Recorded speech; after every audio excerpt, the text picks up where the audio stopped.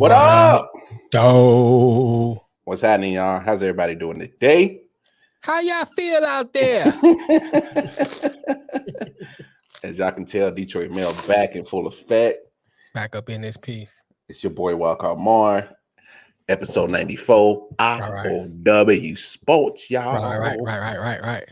Hope everybody's having a fantastic Monday. Get that first day of the week, first day of the work week out the way. So hope nobody got on your nerves too bad. You ain't had to punch a motherfucker, kick a motherfucker. Too late. Too late. No, anyway, let's get all the preliminary shit out of the way. Y'all going over to the website, www.ioftenwonder19.com. That is a website where you get all the information and every last social media platform that we are associated with here at IOW Network. If you're feeling real charitable, go ahead and drop some more coins in that old Patreon. Help Detroit Mail and myself offset some of these expenses of what it takes to build a media conglomerate. Yeah, what he said. That's what y'all can do over there at the Patreon. Most importantly, y'all can go cop some merch. You get you an I.O.W. bird. Get you some of that I Off the Wonder podcast merch. And of course, we got the J. Edwin collection. You go ahead and get them t-shirt lines. Them t-shirts is mad comfortable, baby. Yeah, it is. Right. Most importantly, y'all going over to the your respective app stores.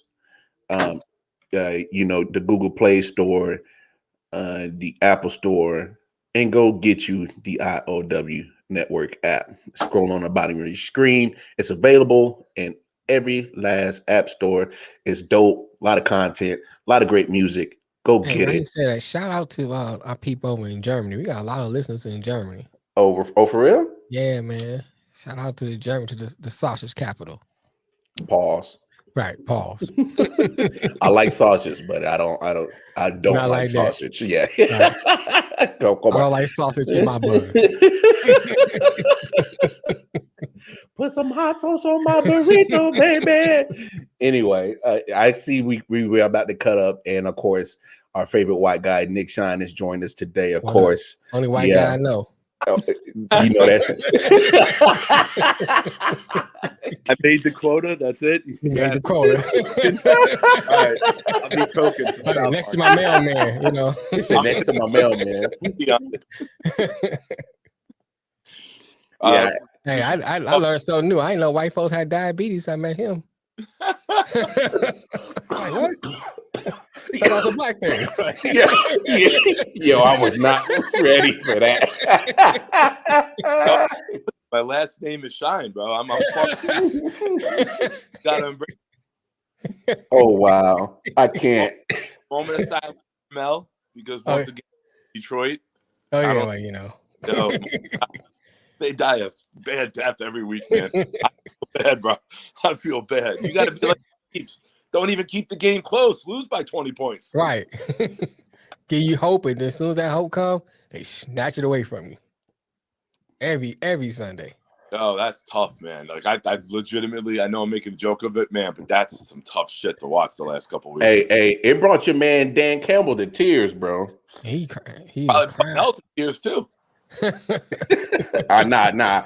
Mel's tears dried up about 44 years ago, bro. 44 years ago. Them shit dried up a long time ago. Last time he shed a tear was when Barry retired. After that, right. I'm through with them anyway. But then the Red Wings act like they want to be like the Lions. They ain't even won a game yet in the preseason. I might not be the white guy on the show if you're the one talking hockey, bro. You might be the best white guy.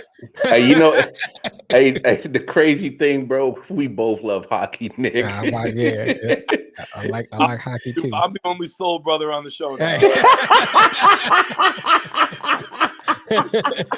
You guys start talking U.S. Open tennis, I'm out.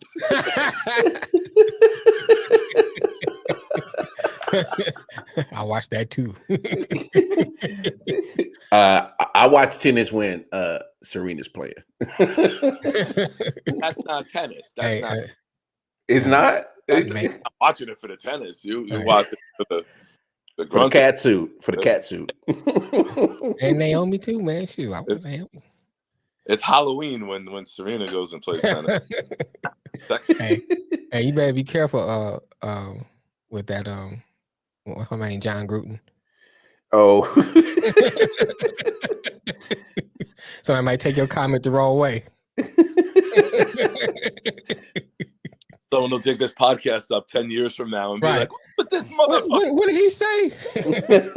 Yo, I gotta admit, this is crazy. And I know we're starting to show off in just a weird tangent. That's how we do. That's how we operate here. Whatever. But why are they really going in on this man for something that was 10 years ago? And I get some people are going to get offended by it. Me, I'm not offended by it. It was a bad choice of words. Of course, it was a bad choice of words. Well, here's my thing, and so when I heard it, I will admit I have mixed opinion about it.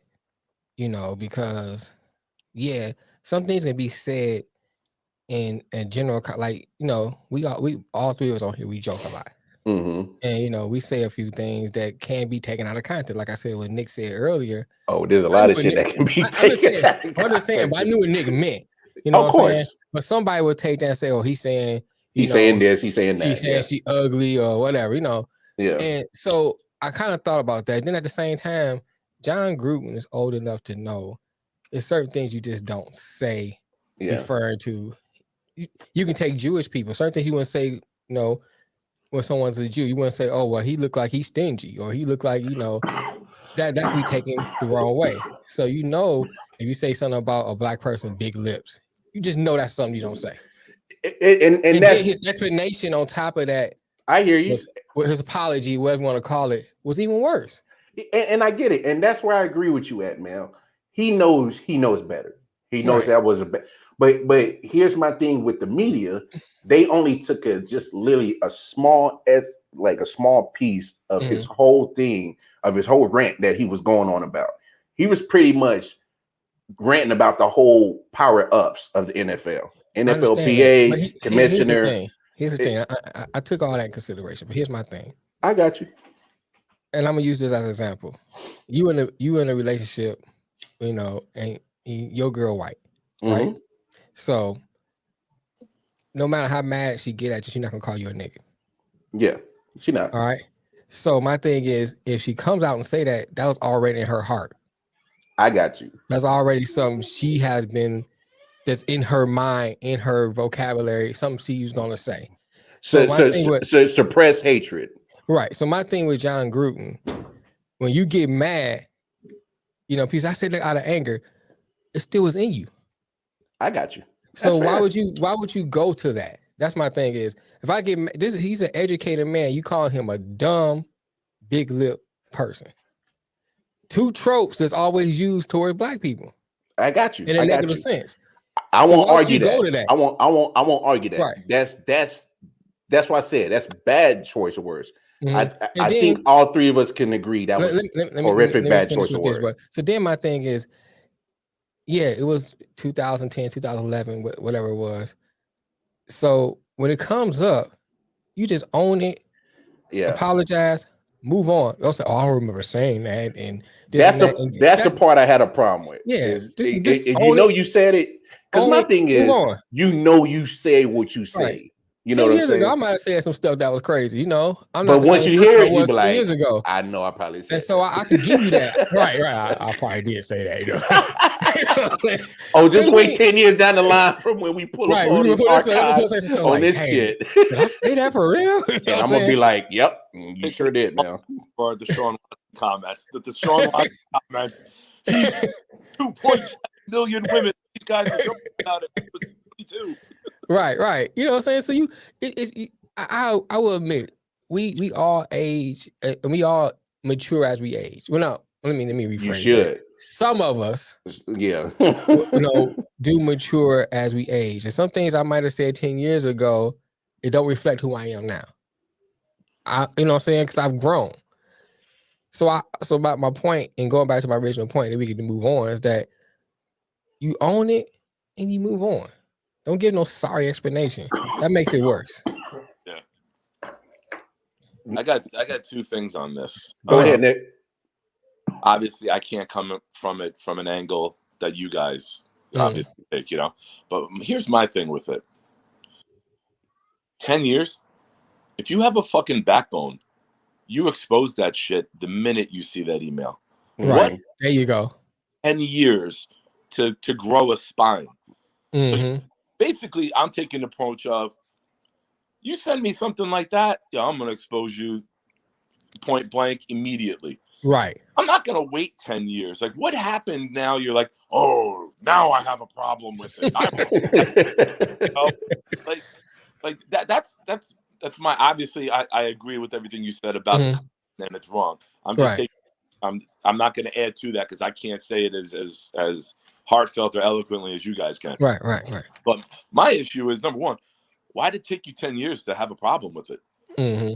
That, I'm looking at like that person, like, yo, you should have said the day that email was sent, like, yo, look at this, look what I got. Right. And number two, it was probably Urban Meyer because we needed to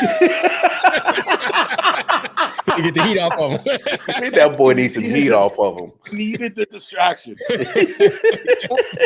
More important than my libido is a comment. Let me go get this email. Shit. Yeah, you got a good point there. And why are they even going through everybody's emails now? I don't know. You know, why? It's an attack everybody's society that we live in, man. Everyone trying to attack everyone to feel better about themselves. If you go digging, you're going to find something, period. So why go digging for something? If you go dig, you're going to find something, period. You can find something on me if you go digging deep enough. Right. You ain't got to dig deep for me. You probably got our text from the last 2 days. I'm about to say the same thing. Check me an hour ago. It's like, hey, I know I should have said that. Hey, hell, get us going for another good 10 minutes, and you'll probably drop a little nugget. That's. But when it's locker room talk, right? When you're texting with your boys and you're having time, you know, there's no maliciousness between anything we all say. Right. You know who your boys are, who you joke with. Right. Locker room, the thing that brings football locker rooms together is the thing that separates them all. Like, you look to each other and unite through your differences, and you come out. Sure, some of them might be racial stereotypes. They might be height, length, whatever the fuck joke may be. But you know that's your boy, and then when you're that locker room, you know, I could say this to him and he knows it's okay. Now, you take Riley Cooper's the first name that popped into my head, right? His shit was not within the confines of a locker room. His shit was pure hatred and maliciousness. Into somebody with common sense, the difference.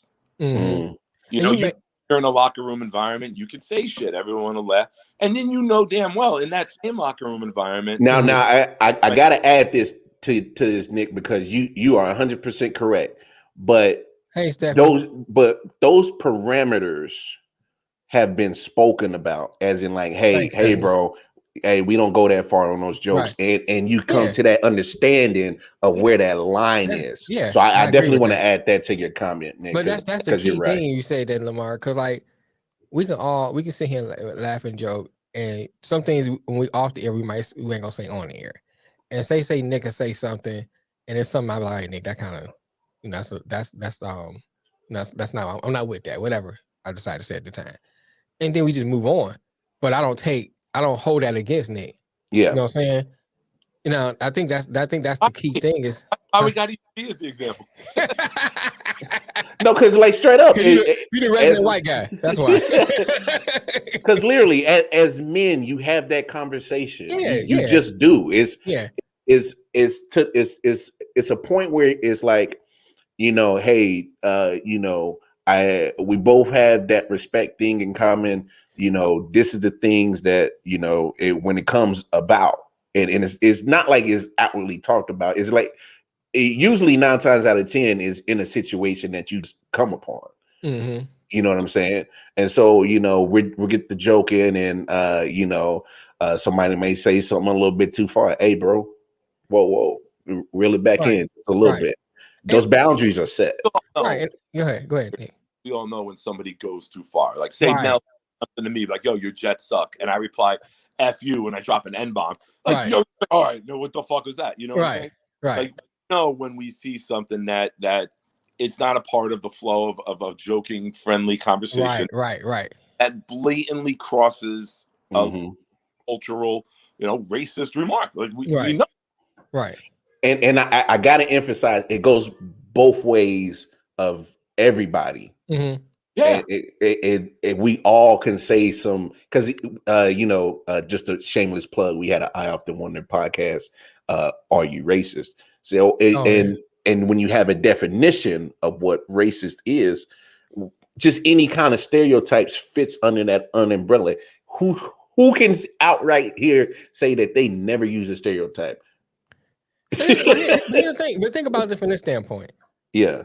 When you look at comedians, a lot of their material are based on stereotypes. Mm-hmm. Sometimes to present an angle right. that isn't racist. This is something I say all the time. Mm-hmm. Something can have a racial topic without being a racist comment. Right. And people, as soon as they hear racial, they immediately equate it to racist. Right. And it's not always like that. And that's where comedians tiptoe that fine line. They do. Of having a racial discussion without being a racist discussion. Right. And most comedians, for the most part, they mostly talk about themselves. Like a black comedian use racial stereotypes about black people and white, so forth, for the most part. And I think that you can talk about, for me, I can talk about anything, any subject, right? And no matter who you are, if you're a friend of mine, we can openly have a discussion.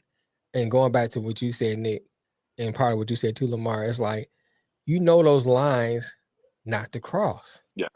And just because we having an open discussion, we outright say the N-word, or outright, if I called you a honky, whatever, we know the words. If I outright call you those words, it's like, okay, well, why are we going there? There's no need to go there. We can have an open discussion about race and not call each other, use racial epithets. You know what I'm saying? You don't have to do that. So my thing is, like, it goes back to I'm trying to back full circle with John Gruden. Or you should know, at the age he is, some things you should not say. He put it in the email. He put it in the email. That's a record. That's my biggest point. That's a record right there. Why would you put it in the email? I don't care how pissed you are. Here was my thing. Why would you ever put locker room talk on paper or anything that can be tracked? Right. I mean, because we say, no, we men, we talk about sexual stuff a lot in the locker room. I won't put that in the email. Never. You know what I'm saying? Why would I put that in the email? I ain't about to Urban Meyer myself, right? Boy. Somebody come back and that surface. So I mean, I just think that was stupid on his part. But anyway, it's not even. Go ahead. He said it in person. It's still, you don't fucking go there. Like, I agree. I agree. Cross that line, right? No, you're 100% right. And I'm curious to see how the ramifications come out from this from 10 years ago. But how do you discipline him? I don't know. I don't Here's know. My thing. He didn't work for. He was working for ESPN. ESPN at the time. So I mean, go ahead. Fucking team didn't play for him yesterday, and they lost to the shitty ass Bears. So there's ramifications. Yeah, you're right. During the game, it was like 17-3, and I was like, "This is done." It popped into my head. Yo, your team ain't playing for you this week. They're not playing. Right. The domino effect to shit like that, right? And right. It was a distraction. It was a distraction. It was. Attention to detail and focus are the two biggest parts of the NFL week, right? And attention to the minor details. And you have shit in your head. Listen, it's. I'm not saying anything people don't know. The league is majority African American, right? Right. You're not going to tell me that there's not discussions on the side in the locker room field of, yo, you believe this motherfucker said shit like that? Right. Not paying attention to detail. You're not focusing. You're going again. You're not questioning the leadership of your leader. Mm-hmm. And you think about you out there and you trying to read the defense, and your mind is on that. You're not paying attention to certain little small things. Oh, the receiver going in motion, that's going to be this play, or we need to call this particular coverage package for that. you missing that because your mind is somewhere else. Somewhere else on what happened. And so then they run a play, the safety doesn't come in, and then the receiver beats him. He's out of position. And now it's a touchdown. because you focus on something else. Was this the part of practice? Paying attention, but right. my mind was distracted, and we were talking about this shit. Right. I'm not a professional comedian, but I have a unique way of tying things together. Instead of defense, you worried about reading the email your coach sent 10 years ago. Right. Your mind ain't where it should be. And I think it showed on the field because the Raiders are a much better team than the Bears. Oh, yeah. So there is domino effects to doing something like this. And now you take it even one step further. Our ownership, our management ain't do a fucking thing about this guy saying shit like this. What do you do, Nick? What do you do? Just turn the other cheek and be like, "Oh, we're paying him too much." You gotta have a backbone. But here's the thing. Here's the thing, Nick. I don't disagree with you saying. Now let's take it to the business standpoint first. You ownership, right? And this happens. So you're getting pressure everywhere. You're getting pressure from the media. You're getting pressure from the fans. You're getting pressure even probably from within the organization to do something. Yeah. But you're looking at, well, if I fire him, I still have to pay him X amount of dollars for that contract. That's almost like rewarding him in a way. Yeah. For doing what he do. So you're like in the catch-22 situation. But if you don't do nothing, it's like you complicit with what he said. So I think it's a tough decision. Well, from a business standpoint. Hold on before you answer that, Nick. But I will say this: Mark Davis did already drop his statement. He already said that the organization didn't agree with his. And we talked about the Davis family in general on the show. We talking about Al Davis, who broke many of first for when it comes to minorities in the NFL. Mm-hmm. Right. He was the spearhead of integration. Spearhead in the NFL. Mm-hmm. And Mark pretty much mirrors that same sentiments. I agree with you. So with that organization, I agree with you, Mel, that puts them in a real business conundrum. But I kind of want to go back to what Nick was saying of the players losing focus, not playing for him. They weren't playing for him. And I was looking on that game on the DirecTV app, and they were not playing for him. Derek Carr. Hey, look, DirecTV not paying you. You ain't gotta say that. No, but Derek Carr ended up getting missed a couple of plays because he ended up getting banged up. His offensive linemen ain't focused. Right. Defense missing tackles, missing plays. Right. And you could take it a step further. If that performance continues, you have to, at the end of the season, have to have that conversation with all this that has happened throughout the whole season. We came out 3-0, and then all of a sudden we just tailspin. Players ain't playing for the coach. You have to have that conversation if it's worth keeping him on the staff. You have to. I still say, what do you do? Go ahead, Nick. I think by just putting out a generic press release from owner, you're almost saying you're okay with it. There's no repercussion. Like, don't wait for the league. Like, one of the things when you were talking popped into my head was Sean Payton getting the suspension by the league for the county gate, right? Right. The league did that. Didn't do that. It shouldn't take it to get to a league level. You should have come out and said, you know what? Based off of the history of my father, Al Davis, and what he's done, right, with Art Shell being the first black head coach and other firsts for African Americans in front office and other things, I can't stand by and not take action against this comment. Right. Coach Gruden will be suspended with no contact from the team for 3 weeks.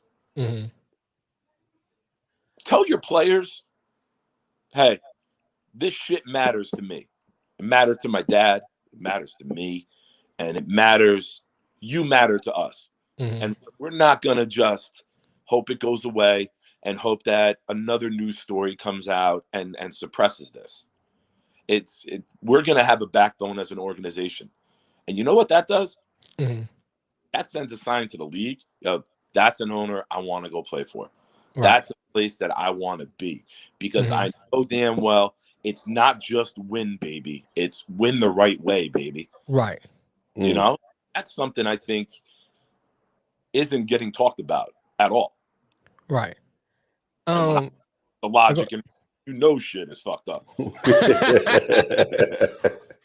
Mel said it's possible the players were distracted, but a spectacular what did I say? Oh, as a spectator of the sport, I can care less what the email said. We're making a big deal out of something small, and Randy Moss embarrassed himself on TV rather.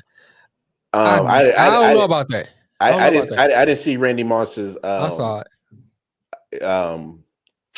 Comment, so I can't speak on that.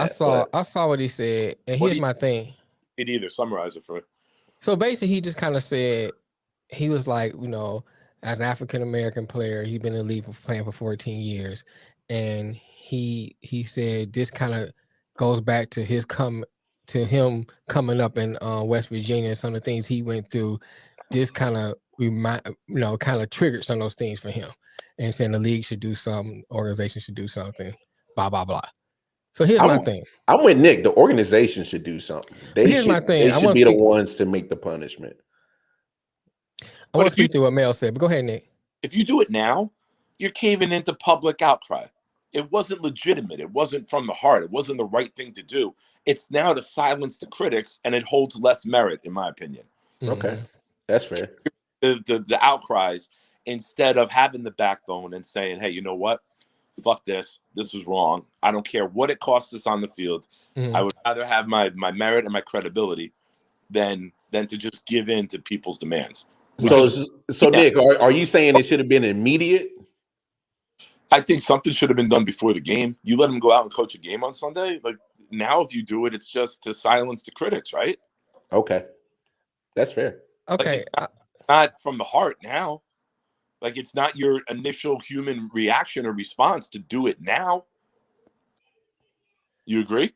I agree. I want to speak to what Mel said. He said he was.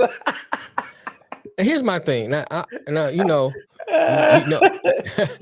my background is like counseling and mental health, and so I would say this: you don't know what can trigger somebody, to feel a certain way.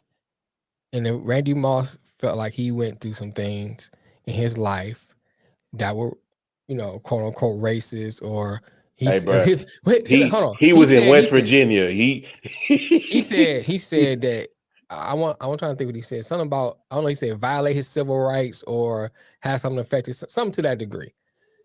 This could have been a trigger for that. We don't know. You know what I'm saying? And that could be why he reacted that way. Now, even more into what Mel said, yeah, I agree. But I agree with this about everybody. Where was these same people at or outrage at during the Kaepernick thing when the lines were drawn? I agree with that, Mel. But to your first comment, though, I wouldn't say he embarrassed himself, because you don't know what could trigger somebody. We all, like, two people can be in the same household and experience the same trauma, and then it affect one person one way and another person another way. So, you know what I'm saying? So I don't want to go out and say he embarrassed himself, and so he reacted, because we don't know what that might trigger based on the stuff he went through. 100%.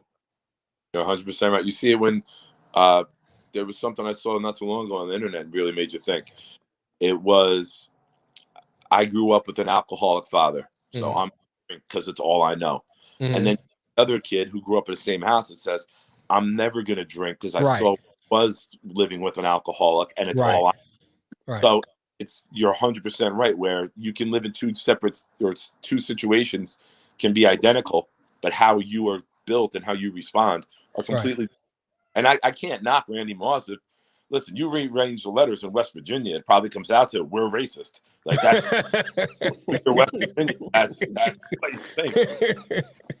But it's, you can't knock somebody for giving a life story and an experience that they went through. So I can't agree with, if that's what he did, I can't agree with he embarrassed himself for that. Well, I go with that one. What Mel said. He said Okay, you're right, but he embarrassed me. I'll say that. Okay, I can go with that. I'll roll with that. A different take, okay. I'll roll with that. I mean, because I can understand it from that point of view too. Because here's the thing: a lot of us, and I can't say all because we as Black people, we're not a monolith, but a lot of us sometimes, because of the things that we go through and went through in this country, we connect with a lot of other Black people. So when we see certain things happen to our fellow Black person, we really connect with that because either A, it's something that we either experience or someone like our dad or our cousin experienced that same thing. And so we are closely connected to those things that happen. So even with Mel saying it embarrassed him, I understand because we live vicariously through each other because of the traumas that we've been through. Okay. So I can understand that. All right. But we getting philosophical. Let's get into some sports. Yeah. Male old philosopher over there. And so let's get to this week 5. Yeah, we are week 5. Let me tell you something. Sunday boy was like a disappointment for me. Man, I don't even. I'm like, what is going on? Come on, man. I don't even want to talk about it. I'm like, I feel like conspiracy brother over here. You know what I'm saying? Like, no, but let's kick it off with Rams and Seahawks. Great game that kicked off week 5 on Thursday. But my question is to you fellas. I know the Rams get the victory 26-17, but Seahawks did more than lose that game. They lost their captain for at least the next foreseeable, probably 3 to 6 weeks. Yeah, Geno Smith didn't do bad though. But can he repeat it? That's the thing. Well, that is the thing. But he didn't. I was surprised. I thought he was gonna look horrible. He didn't look bad. Came out on that first drive. Would they go 98 yards? Yeah, something like that. Yeah. Mm-hmm. And the Rams were kind of in prevent, right? They're like, all right, let's give them stuff underneath. Let's keep the clock running. There's not enough time for them to do, what they're gonna do. And Jamal and Geno, and I think I sent this to you guys, but I'll say it for the listeners. Jamal and Geno are about to help the Jets get better now more than they did when they were the Jets, because Geno and Jamal can't cover anybody, man. Right. Everybody had a big play. This dude's trotting around. There. I can't wait because I've been calling a 5-12 season for Seattle. They had Russell Wilson. I didn't think they were good enough. Mm-hmm. I'm fucking very excited about where this number 1 is. The Jets fans are like in full rejoice right now because they're just looking at it. They be like, please just keep losing. We can build a massive offensive line. We could take Evan Neal from Alabama, and maybe we can get Kenyon Green or the center Lindenbaum at 9. Mm-hmm. Man, he can build the best line in football very quickly. So Nick's over here draft ready, yo. No, you're already in draft mode already. Mid-October. I agree with you, Mel, in your comment. I agree with you on that. But go ahead. I'm a Jet fan. It's mid-October. I'm You already waiting for next year? It's the best time to start watching the college play. So watch the potential. All right, so I'm kind of all over the place. So excuse me, fellas. I know you just kind of brought up college, and it kind of triggered me. We got to talk about Bama going down. I'm not surprised. Here's my thing. Go ahead, Nick. Several first-round players. They got Spiller, the running back, who first-round pick. He'll probably be the first taken off the board. They got Jalen Wyremeyer, the tight end, who's top tight end in the draft. They got Kenyon Green, offensive, probably going to be the first guard taken, but bumped him to tackle because they lost their other 4 linemen last year. That team is loaded with talent. Right. Alabama's level of first-round talent. Alabama throws 6 or 7 in there every damn year. Right. But that team is not to be slept on. That team was a good Jimbo Fisher recruits damn good. Oh yeah. People will one thing you can't knock on him. He did it at Florida State. Got a national championship. He's doing it at A&M. He Him right now, probably Dabo might be the only coaches that might sneak a win out of Saban every now and then. That's about it. My thing with Alabama is this, and I said it when I saw them almost lose to Florida. I forgot to play somebody else, and it was kind of close. I said someone's gonna get them this year. I mean, I thought it was gonna be Georgia, and I thought maybe Ole Miss had a chance. You talking about Bama? Talking about Bama. Okay, yeah.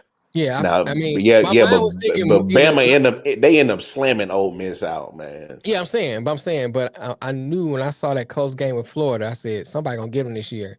I mean, initially I thought it'd probably be in a SEC championship. Thank you. I can't get out SEC championship. I thought it was gonna be then with Georgia, but then I figured somebody would get them along the way. Now here's the thing: they still got a chance because they have 5. The Big Ten is going to cannibalize each other, beat up on each other. You got Iowa at 2. I think, Alabama's going to lose again. They're not beating Georgia. I'm saying, but I'm just saying, but boy, that's going to be a hell of a damn game, boy. Look at the standings. Look at the standings. Alabama's at 5. They don't play Georgia prior to the end of the year. By that time, you might have Michigan lose, Ohio State may lose again. Because they got to play. Both of them got to play Penn State. I think Michigan got to play Iowa and Michigan State, and Penn State. So they may lose more than one game, possibly. So they're gonna fall out. They're gonna fall out of the top 10. That's gonna move Alabama up.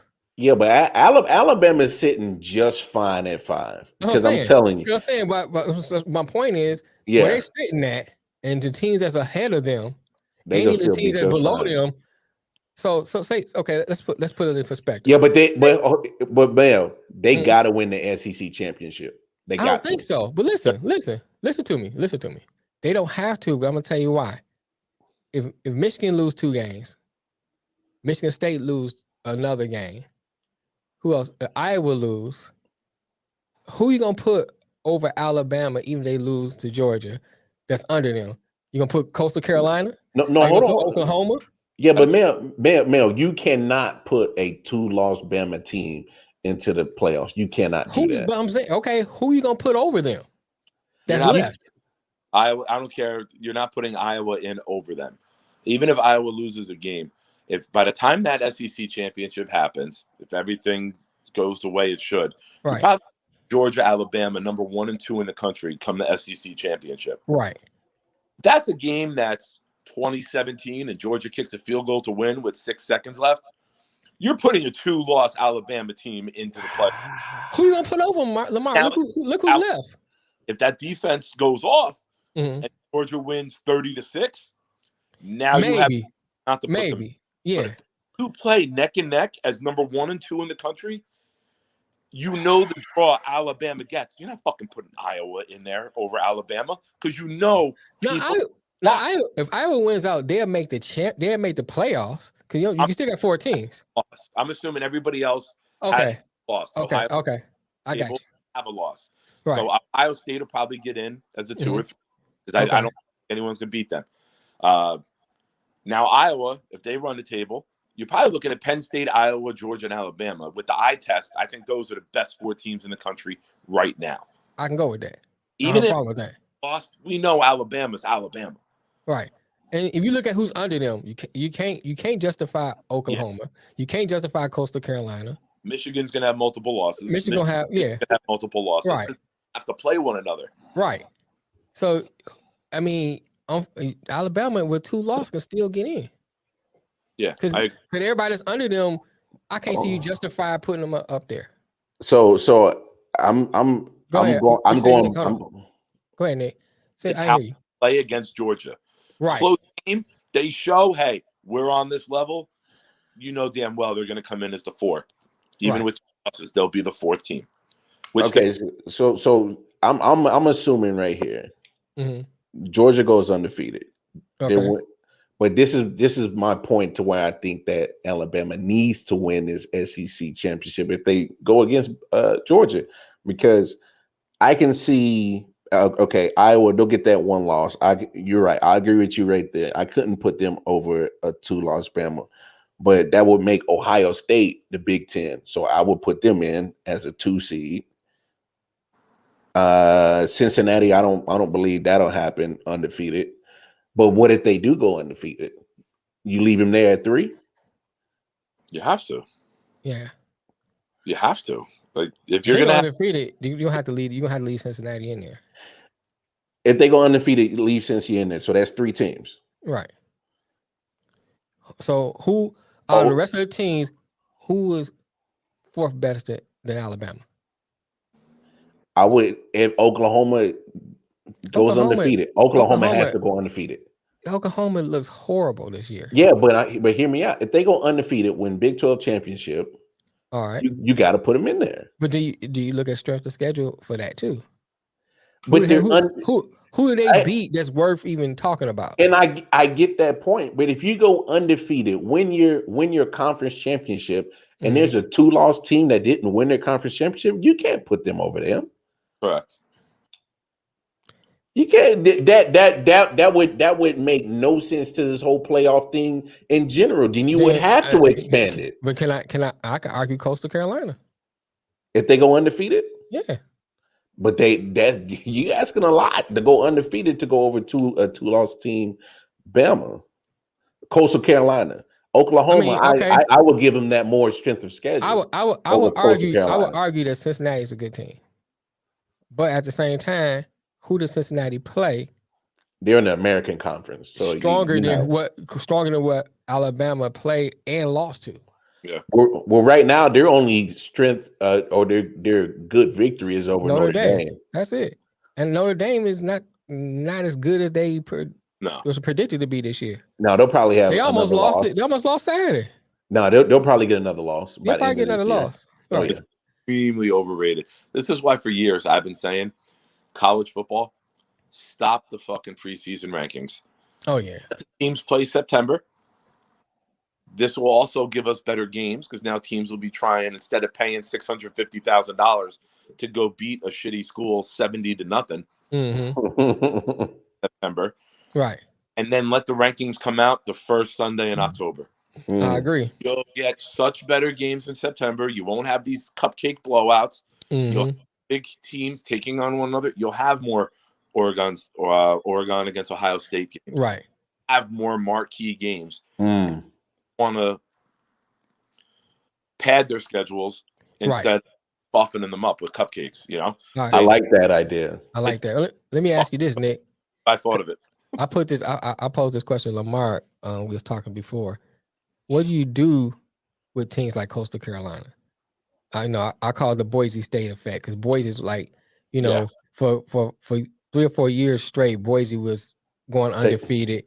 Taking on the big dogs. And everybody kept saying, hey, they ain't playing nobody. They finally played Oklahoma, beat Oklahoma, and they still wasn't getting that recognition or respect they should get. So now here come Coastal Carolina, look like they're on that same pathway. How do you deal with teams like that that go undefeated? It's not their fault they don't play nobody in the SEC, or they don't play nobody in the Big Ten or the Pac-10. Yeah. Well, there's a reason when they did this committee, they called it the Power Six, right? Right. They look down on the other conferences. Right. They're not going to put a team in there like that because it's all about this, right? Right. Well, I'm saying, but how do you if you're Coastal Carolina, how do you solve that? You got to bump out. You got to bump up. You got to get into the power conference. Let's be real. What's the fucking point of smashing these cupcakes? Right. The big boys, go play with the big boys. Your conference and go move into a Power Six. Go into the ACC. You're right there in ACC country. Yeah, you are. I agree. I agree with that point, but if they were to make that move now, they would get smashed in the ACC. Probably. Now, if they're repeating this same path, like they were good last year, they're good this year. If they're good like another, couple of more years, they got to think about it. But here's the thing, and speaking to what you said, Nick, when you get into the ACC, now you're getting more coverage, more people can see you. That's a recruiting absolutely tool for you. You say, hey, look, you see us, We doing this. We you can speak to your last couple of years. We're undefeated. Now we in this bigger conference. Yeah. More people will be able to see you, and you can get more people to come over to your school, and you can build a powerhouse. I was about to say earlier, look at and the pool of poon gets better too. Look at and Northwestern, right? Rutgers and Northwestern are in the Big Ten. Right. I mean, I know Rutgers got their doors blown off by Ohio State. Mm-hmm. But they played with Michigan. Right. Last year, they played overtime with Michigan. Right. This year, I mean, they lost 28-13 to Michigan State. But years ago, when Rutgers first got in, those were 60-10 games. Right. Now, they're closing the gap. Mm-hmm. You got Shiano. You got a credible coach. Right. I've always said, if you get the kids from New Jersey to stay in New Jersey, you could have a national powerhouse every year. Right. He's starting to get some kids, a lot of 4-star recruits. I think they're the number 10 class. Mm-hmm. So Coastal Carolina could do it. It's not going to happen overnight. Right. It's not, you're not going to make the switch, which is usually 3-4 years out anyway. Mm-hmm. With these contracts within right. the conferences, which again, all about this. All about that. But if you really want to say, hey, we want to go be that big school, we want to compete on that level, you got to bite the bullet, take a few shitty years, and then get yourself some credibility, and then start to go up the pecking order. I agree. It's funny you say that because I see the same dynamic going on in the SEC a little bit. Some of those same schools that Bama's been beaten up on, and LSU was dominating. Now you see LSU kind of starting to fall from grace in the SEC. Shoot, Kentucky undefeated. Yeah, Kentucky's getting better. You're not gonna just dog walk everybody in the SEC like that no more. So to the original point of Bama, losing that game. I was watching the game and you can just feel it. You felt it. You like, oh, Bama they didn't get up for this because they felt like, oh, all we got to do is just show up. Right. A&M unranked. They thought they was good, but we mighty Crimson Tide. We rolled Tide, baby. I mean, it's the same. It's the same thing. I swear they walked into that stadium with some we roll Tide swagger. Like we just got to show up. I say it's the same thing. Like years ago, Northwestern, Indiana, those used to be like, okay, that's a win right there for the Big Ten schools. They used to be like, we're gonna win. And Purdue. Now, yeah, well, Purdue was kind of like that 500 team. No. Purdue ain't been good since damn Drew Brees. Don't do that. No, I'm not saying they've been good, but they're not on the Indiana and Northwestern level. And that's a whole almost 20-year NFL career. That shows you how long it's been. They not. I don't think Purdue was on that Northwestern Indiana level. Not right now. You know what I'm saying? But now Northwestern been coming up a little bit. Indiana's been coming up. And speaking to like what Nick said about Rutgers, same thing. Rutgers even getting better. And I think like when you get into these bigger conferences, years ago, I couldn't name nobody on Rutgers because I didn't hardly see them. People in the Northeast see them. Well, because they was in the Big East, they was in a different conference. I didn't really see them. So now they're in the Big Ten. I see them more. I know who the players are. You recognize them. That helps recruiting. Yeah. That helps people in Jersey. They can recruit now and throughout the Midwest because people see them now. Sorry, I thought you were done. Go ahead. Playing a couple games on ABC and having that Big Ten contract with ABC. Right. Playing on the WWOR, which is like a local Channel 9 for the Big East. Mm-hmm. The only time you really got a good Big East game is if you had Syracuse on ESPN2. Right. There was times where playing and it wasn't even televised locally here. For those who don't know, I'm 15 minutes from there. There was times it wasn't even on here. Or it was on a channel that like you didn't have. Like you had to stand on your roof with like rabbit ears. But there was a lot of times where you'd be like, oh, let's watch the Rutgers game. Like, I can't find it. Right. Now Big Ten Network or Channel 7. That's where they're going to be. Right. And I think that helps. So going back to the Coastal Carolina thing, ACC may be their best bet. I think that'd be a dope. If y'all out there listening, look at me. Y'all out there listening, ACC. That's where I need to go. What's up, Ken? What's up, Stone? Hey, imagine Coastal Carolina getting the upset win over Clemson. That would boost the hell out of that program. Oh yeah. Even they beat them now. Even they beat them now. It'll still be a big deal, but I think it'd be a big deal. It'd be a big deal if they beat Clemson the way they are now. The funny thing is Clemson's still gonna win the ACC. Yeah. At a 2-loss team, bro. Wake Forest might beat them. Stop! Don't do that. Wake Forest might beat them, man. Don't do that. Wake Forest is liable to lose to Duke or Miami or North Carolina. Don't do that. Man, Wake Forest may run the table, man. They liable to lose to Boston College. They don't do that. Don't do that. Don't Mark say my words. They're gonna run the table. Don't say man. Wake Forest. Wake Forest gonna win the table. No. They're gonna run the table. Mark my words. I'm telling you. Boy, man. you funnier than Dave Chappelle right now, boy. Hey, don't do that. They might try to cancel me. Nah, trust me, you don't need Dave Chappelle's help to get canceled. You good enough to do that on your own, motherfucker. Shit. Yeah, Boston College is good enough to damn take Wake Forest. Talking about Wake Forest running the tables. All right, we'll revisit this in November. That's cool.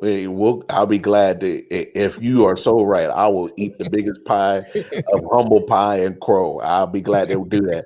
But look, that ain't happening. But look, Georgia look good, man. Place. Georgia defense. Hey, you a badass team when some people just say Georgia and they walk away. That defense look incredible, bro. Georgia. So Saturday, my son is an Alabama fan. Uh-huh. We were watching the games on Saturday, and Auburn went down and got a field goal early. He was like, "Oh, you about to lose?" Because I don't have a college team.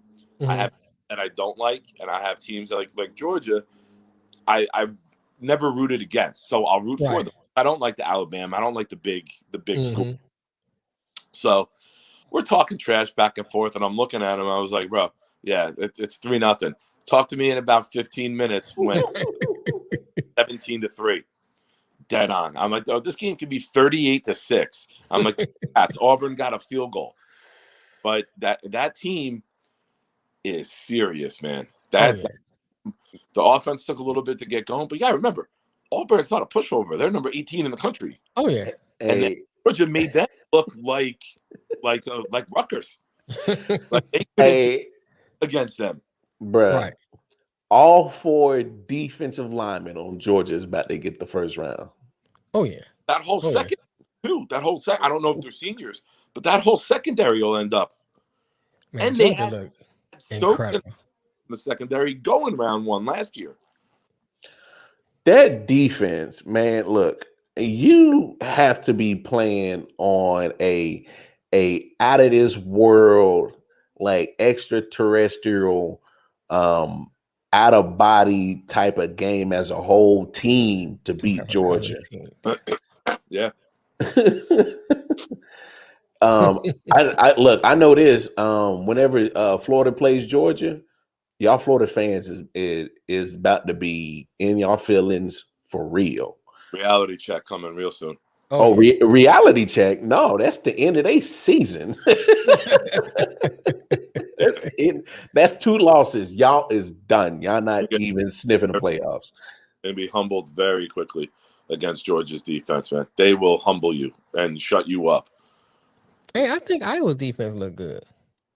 Yeah, but that ain't Georgia defense, dog. Nobody's Georgia defense, but I think Iowa's defense. Hey, Iowa and Penn State's defense was playing pretty well for majority of that game. I don't think I worry about Iowa's their offense.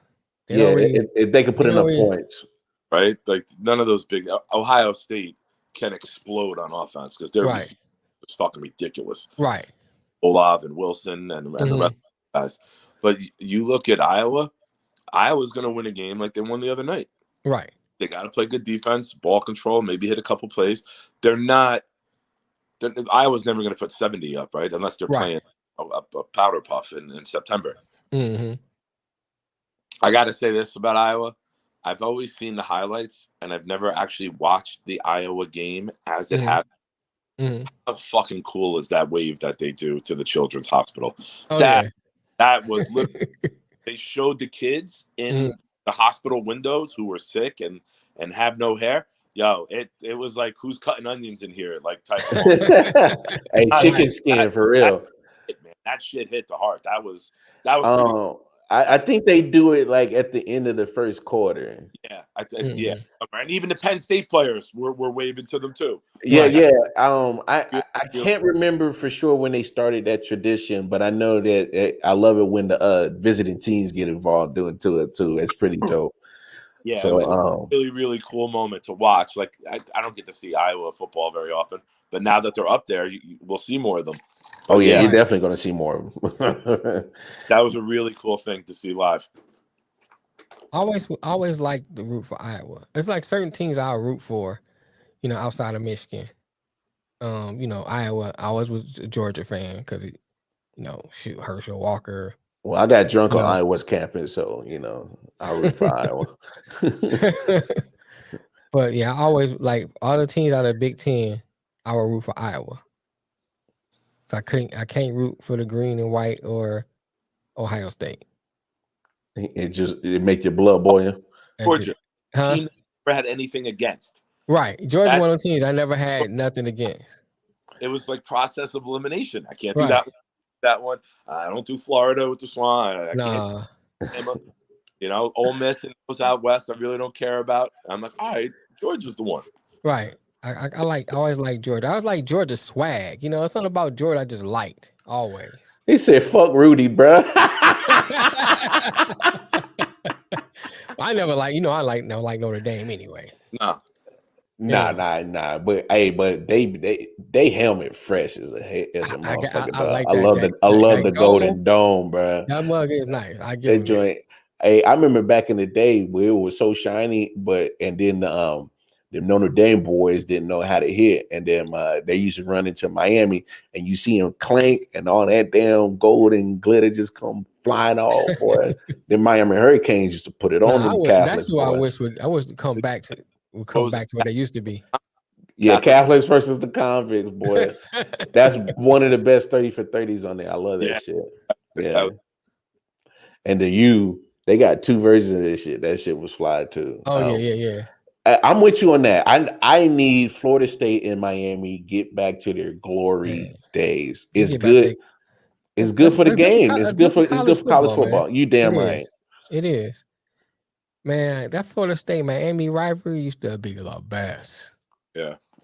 Now like when it come, I used to like if I had to work that day, I'd be like, I'm not coming in. I gotta watch this. What Stephanie say? She said, "I used to love Notre Dame before they entered the ACC. They're not on that. They're not on the coast. Right. That was a money move, Steph. That was Notre Dame joining for basketball. That was COVID. Because they had to join that because they wouldn't have had a schedule. You were only playing a conference schedule last year. Oh, you're right. Oh, yes, right. No, but they've been ACC for basketball for a while though. Yeah, that's why. But they were still independent up until COVID for the football. Like, hey, can we come in? But that I think the ACC said to them yes, but I think it had to be an agreement. He said they've been waxed since the bus left. Hey, sincere, hey, Gator boy, hey, Gator, hey, boy, you. Oh my God, you better not watch that Gator get just mauled by them Bulldogs. Georgia they about to mop y'all. Don't watch that game, sincere. Don't watch it. Hey, Nick. Not only is he a Jaguars Tim Tebow fan, he's a Gators fan too. He about to be sad by the end of November, bro. When it comes to football. But You know your team ain't that great when you have more convicted murderers on that team than you do national championships. Ooh, Hernandez. That boy, hey, you didn't know back in the day when you be like, boy, I kill you. He be like, no, I kill you. Right. Okay. Catholics versus Convicts was also a Florida practice back in the It's the new 35 for 35. Nah, shout out Sincere King, part of the Black Owned Podcast. Y'all definitely check him out. He is also Nick look like he's still from corner stores. Only bubble gum, bro. Only bubble gum. No, shout out Sincere King. Sincere looks like he films Urban Meyer in bars.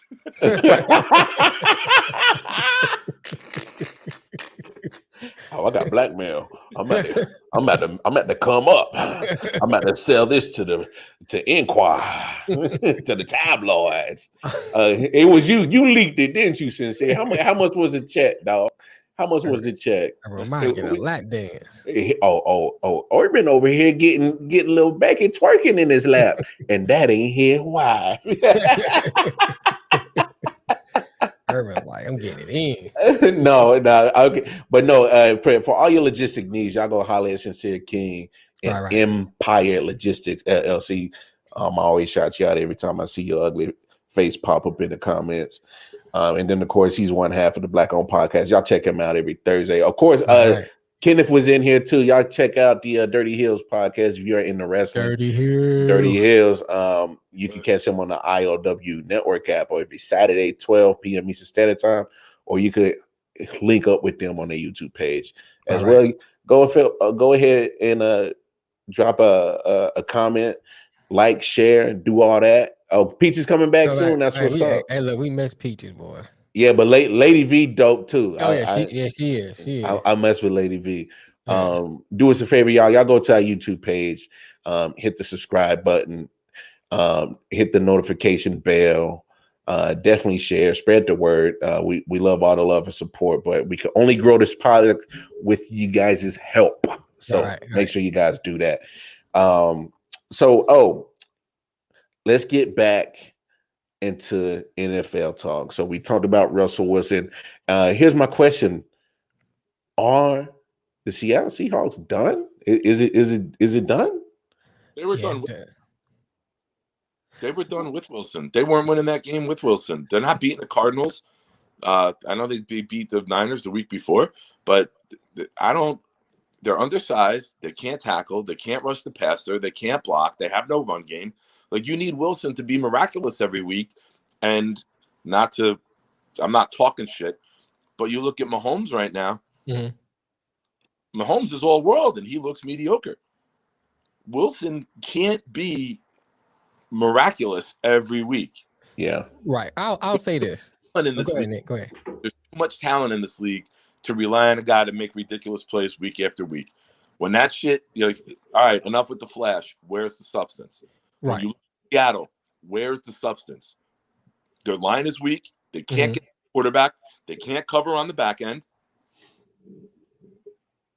So it's I'm leaving the Jet thing out of it because obviously we know how about this team stacking L's.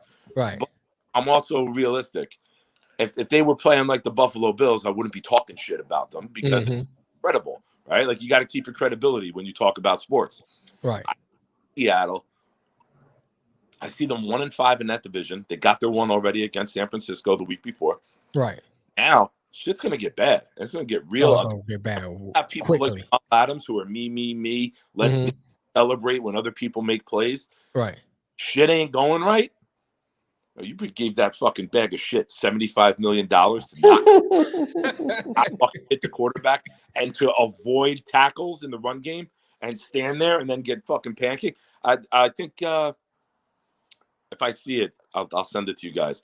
They made Beto Gronk on Instagram made a video with like Benny Hill music of Jamal Adams trying to play defense the other day. Like, how the fuck do you pay this guy that money? He's never been able to do anything except blitz in a scheme. Mm. I'll say this, and I totally agree with your take. At least with Russell Wilson, they had a chance.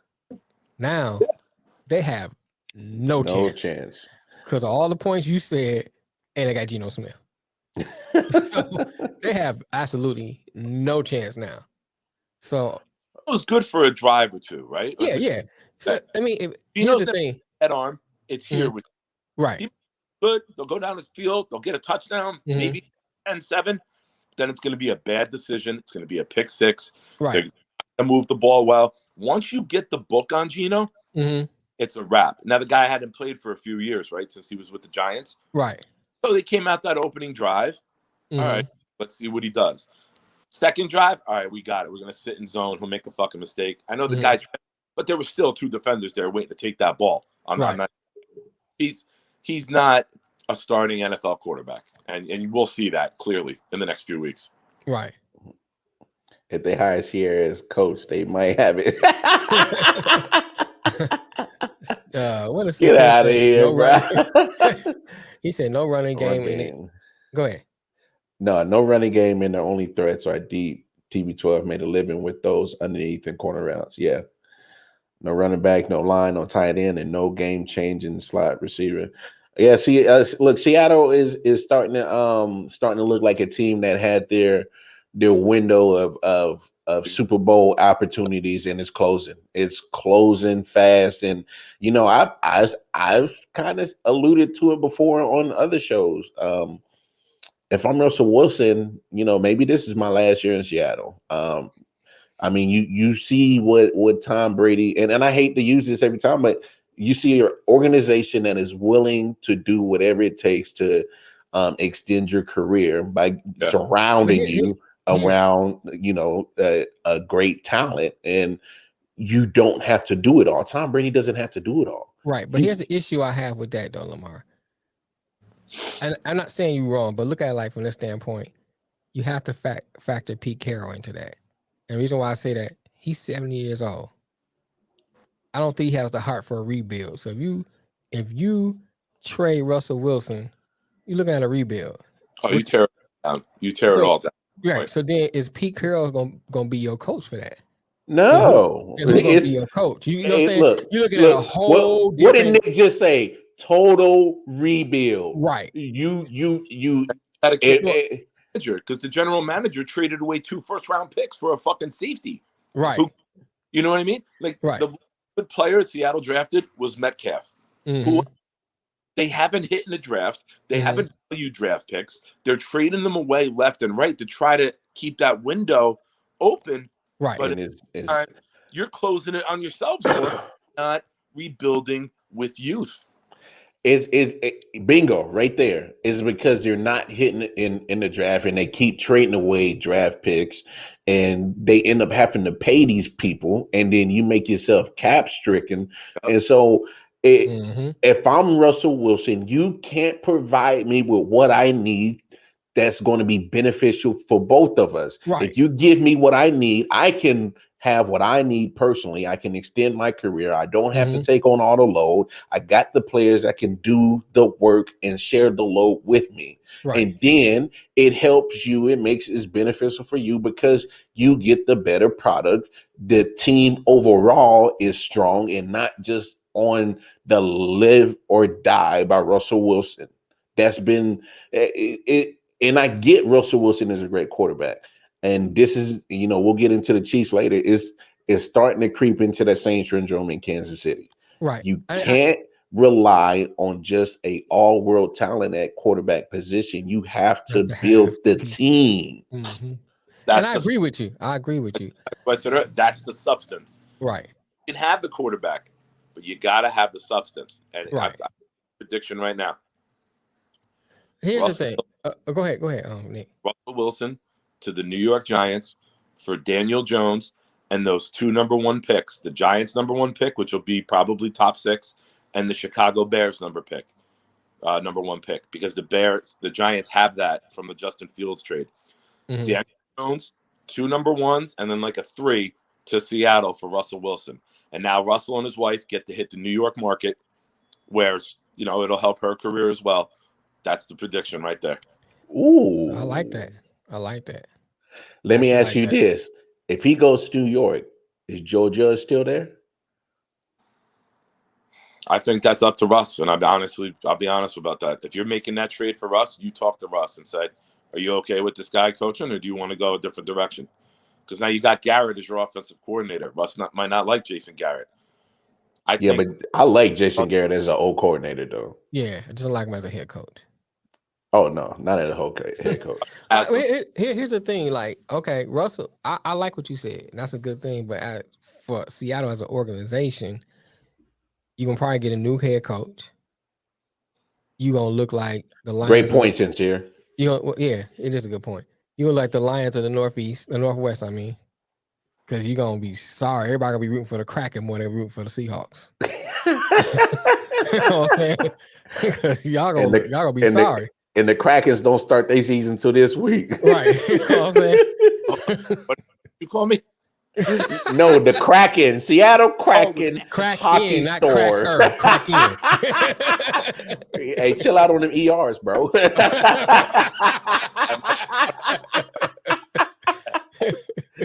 Yo, chill out on them hard ERs, bro. Somebody might pull this up 10 years from now. Yeah, chill out, bro. Come on, man. See, I told you it wouldn't take long. Just get to going, and you get yourself. You didn't need Chappelle's help at all. But yeah, I just think that great point. I love that point. Yeah, I love that point. And Seattle's gonna be in bad shape for a while. But they need. I think that's the best move for them. If you hold on to Russ until he gets old and, like Sincere said, and have no longer have any kind of trade value, it's gonna take even longer for you to rebuild versus trade them now, get your draft picks, and start building. There's no way you're going to get nowhere close to the value in 3 years. You move him now. Move him now. You have to move him now. Right. And it's a good time because look at the teams that have multiple picks. The Jets have Seattle's pick, obviously. They're not trading. They're not Jets, Jacksonville, Lions. No, multiple number ones. The Jets okay. The Giants have 2. You can see them moving on from Daniel Jones. Philly has multiple picks. I don't know if they make that deal. I think they like Jalen Hurts. But if you look at teams like Philly still got too many issues. Miami and the Giants, to me, like, because now you got to think about eliminating Watson, right? You might get a bidding war between Miami and and now that can get big. You know, if they finally decide they're going to move. Now you brought up a good point here, Nick.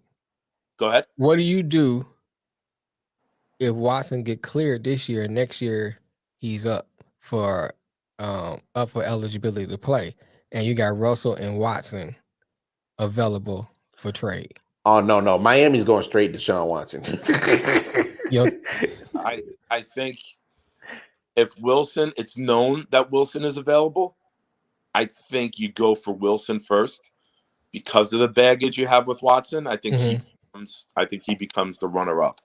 But if Wilson's available, no character issues, right? You go that route. Model citizen. Yeah. Well, we thought Deshaun Watson was until this incident. I'm saying. You know what I'm saying? Both available at the same time. Me personally, I think Wilson is the one you go for, and he's the prize. And now Watson, and listen, if we're talking talent and age and there's no off the field shit, Watson's the clear-cut guy. But brings him down below Wilson. Wilson might be getting reach arounds too. We just don't know. I don't, if it's coming from his wife, that'd be a phenomenal reach around. You know, he got at the house. I don't even see what's the point of even going straying. What you straying for? I know. I've seen guys do it. I like to have an after dinner mint after my dessert.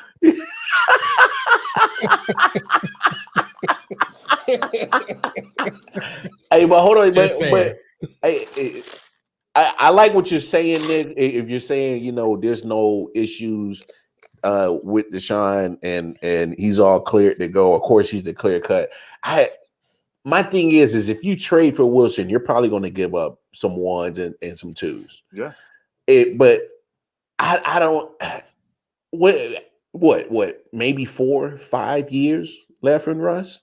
When I can get a good 10, 11, 12 from Deshaun, me personally, I would go for Deshaun. What you say, Nick? There in 10 years, you don't know. He might be blackballed from the league.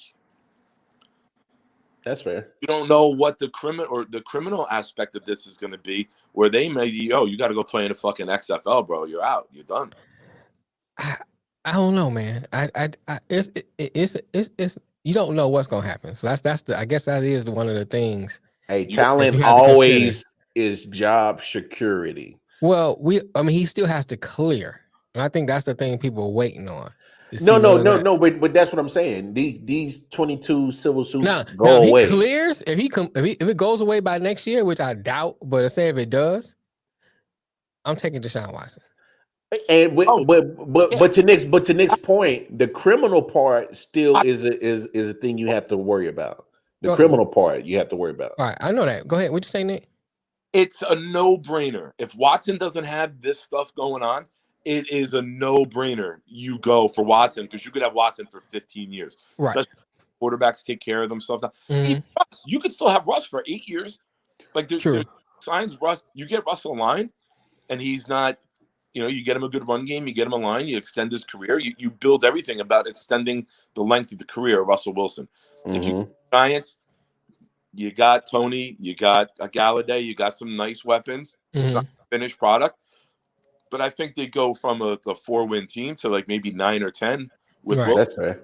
And now that's a guy people want to play with, right? Now you're gonna get free agents, players that choose to play with you.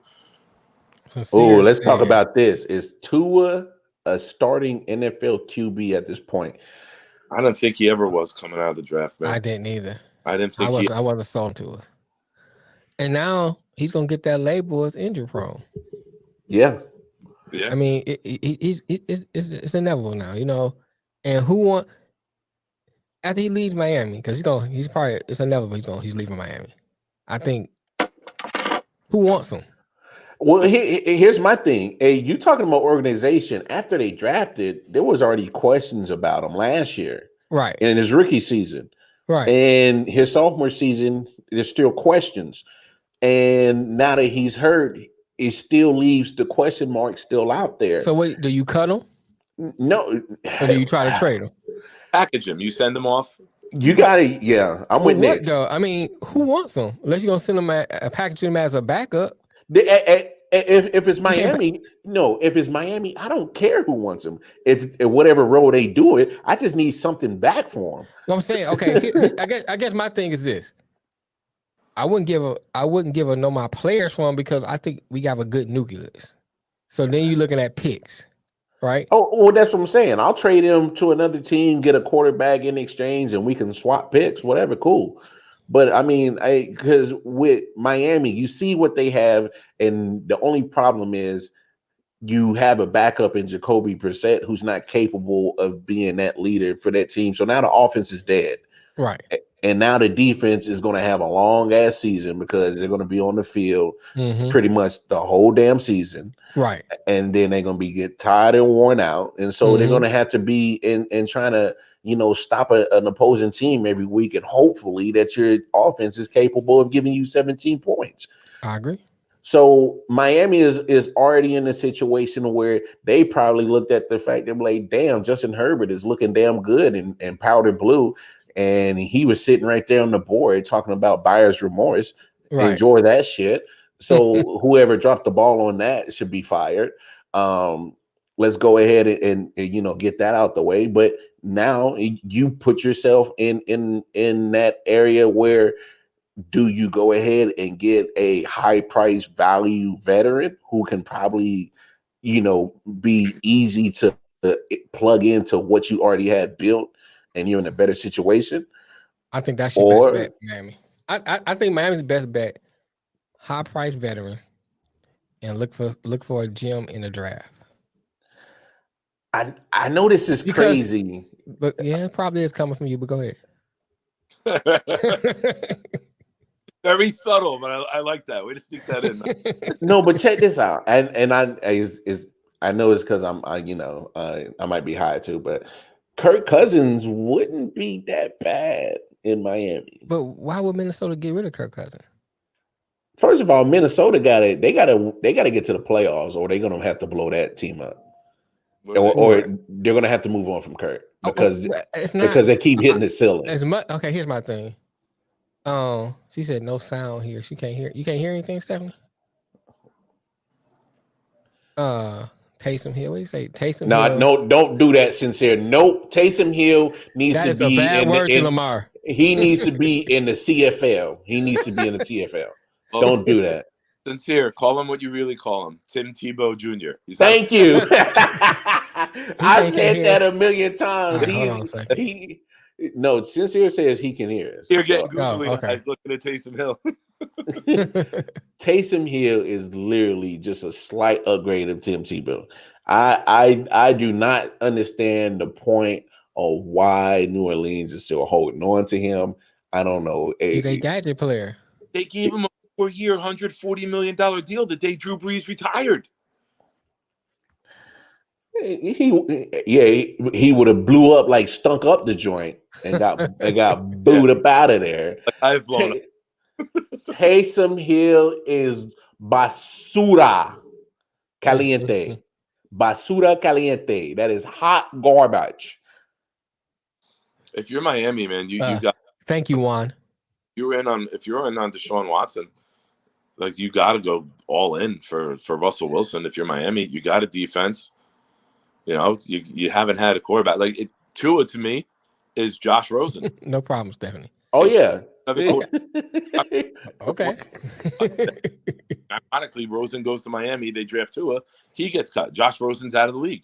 Tua to be out of the league in a year. Oh yeah. Wow. I can see that. And I think he's out of the league, man. I don't see an NFL passer. It's not a racial thing. It's a lefty thing. It's because he's fucking lefty, and I never trust those motherfuckers. Hold on, wait a minute. I'm left-handed. Half the time, I don't trust your ass neither. I don't trust you either. So I steal from me. I was watching the Red Zone yesterday in the 4 o'clock. Fuck you, Fox. Why the fuck did I have to stare at Trey Lance's mother and father for like the entire fucking game? That's all I saw. I can't tell you what Trey Lance looks like, but if Trey Lance's mom and dad go missing today, I can sit down with a sketch because it's all they showed. Yeah, I know. It was bad. Man, it's gonna be some growing pains with Trey Lance because he did miss some of his misses was just bad. Right. But once he gets it, I think he gonna be all right. Nice. He gonna be nice. He gonna be all right. Because there were some throws. I'm like, okay, there's glimpses, and then he's able to move, but he's not small. Trey Lance is not small. Oh no. 6'4", 226, I think they said yesterday. He's a big boy. He's a big boy. I mean, that could have been his mom's stats. Who knows? That's all they fucking showed, man. It was unbearable. I felt like I was watching a Major League Baseball playoff game with showing Derek Jeter's family all the time. What Uncle Sincere say? Oh, we taking shots, dog. All the rookie QBs except Zach Wilson is going to be at least decent. I think Zach Wilson gonna be all right. I do too. You got to remember, I'm not going to say Sincere made a point, but to Sincere's attempted insult, that took Zach Wilson as the first piece of the puzzle. So you need other pieces to get in before your play. Like Lance in San Francisco goes into the best situation, so he looked better first. I agree. Same with Mac Jones. Mac Jones is in a good situation. Mac Jones is in a hell of a situation, but the Patriots don't look. They had to fight for that win against Houston. So well, and they're fucking not winning games. You should say I've been saying exactly what was going to be. Stink.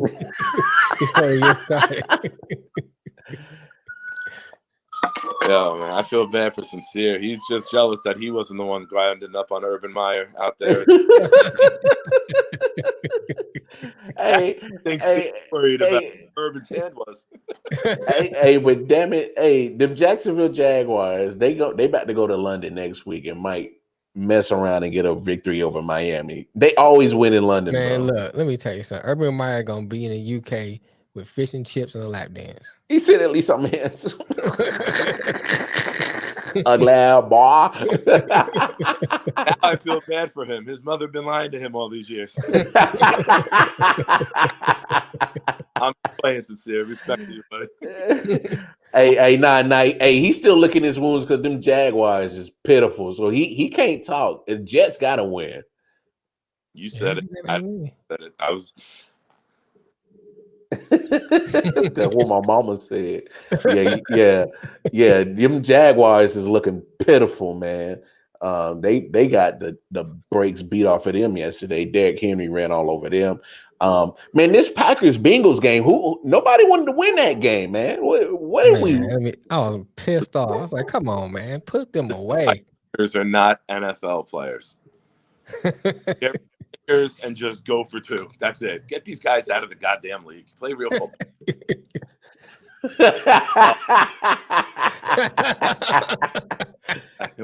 He said Jags make me angry and I take it out on y'all funky bastards. I respect that. I beat when the Jets lose. But no, look, Mason Crosby missed like 3 field goals, and then all of a sudden he goes from 0 to hero. Finally gets the game winner. Bengals kicker, he hits the flag, thought he won, was celebrating, and I'm looking at this I'm like, y'all got one damn job. One job. We ain't asking you to tackle, read defense, throw a pass. Ain't asking you to run, skip, scop, scallywhoop, none of that. We asking you to kick a field goal. Field goal. I don't even know what to make of that, man. I really don't. Get him out of the league, man. You don't need kickers. You don't need guys like Zerline from Dallas or it's Crosby, guys who they're afraid to hit somebody deciding NFL games. That's always been something I hate. Yeah. I know it's a part of the game, but come on. Let the men decide the game.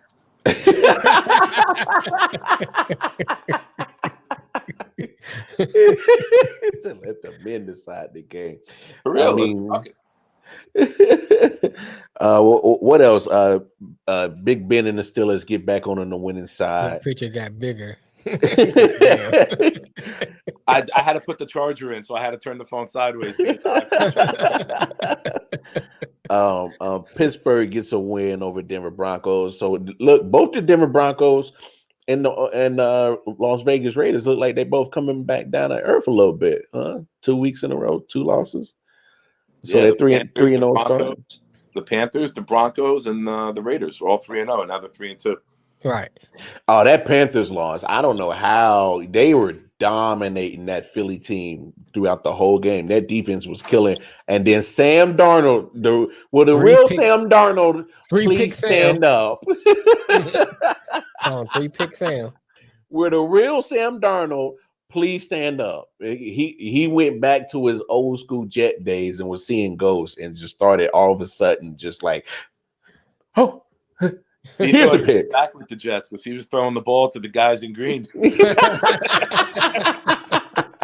Hey, that's funny you say that because all of a sudden, next thing you know, Eagles just crawl their ass back into that game, and sure enough, all you needed was just what do you do at that point? It was all Jalen Hurts to in his wheelhouse of being a mobile threat as a quarterback. Right. At that point, you were like, shit, I just need you to complete a pass here or two, but it's on you, Jalen. And he came through and against a good defense, but that defense started to wear down because Sam was giving up possessions. Yeah.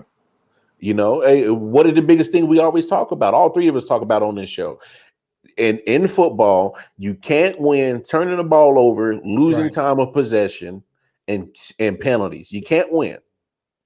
You can't win. You got to look at this too. Carolina won those first 3 games, right? Mm-hmm. Now you played 4 games, you're into week 5. The book starts to come out on you. And the great ones, even when you know what they're going to do, they find a way to evolve and still beat you in your game plan. Right. But now you see the Carolina blueprint. Granted, I know McCaffrey's out, but Hubbard didn't have a bad game.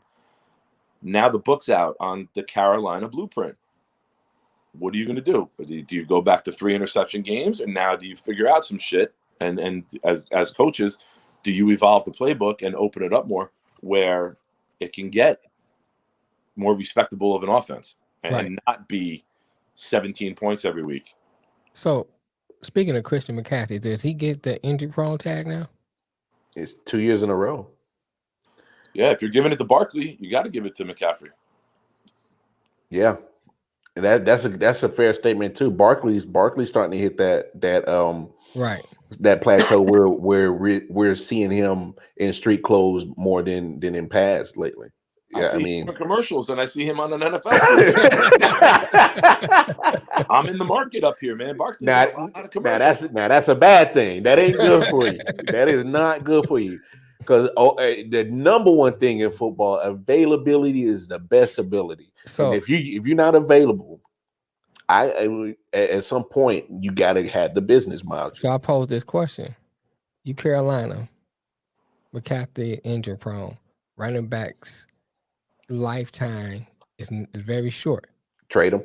Do you move on from him now? Now, well, who's going to take the contract? Yeah, because he just signed an extension a couple of years ago. His contracts, Elliott, McCaffrey, they're getting these fucking contracts. Nobody wants that shit because, like you said, running backs are injury prone. The beatings that they take, and let's be real, they're easily replaceable. Why even pay $14-15 million to that goes that you can have 3 guys in the backfield making $6 million total. I was about to raise the next question, but since you already addressed it, then why would you pay quarterbacks, running backs these big contracts? It's stupid. It does because you're not going to have them long. Jerry Jones should have never paid Zeke. No, 100%. I mean, if you had to move on for Zeke, you still got Pollard. Yeah, and if you don't have Zeke's contract, you got another player. You got add player, right? Yeah, but the defense they got now, they could have had that 5-6 years ago had they not paid Zeke, and they probably would have had a Super Bowl under their wings had they not paid Zeke.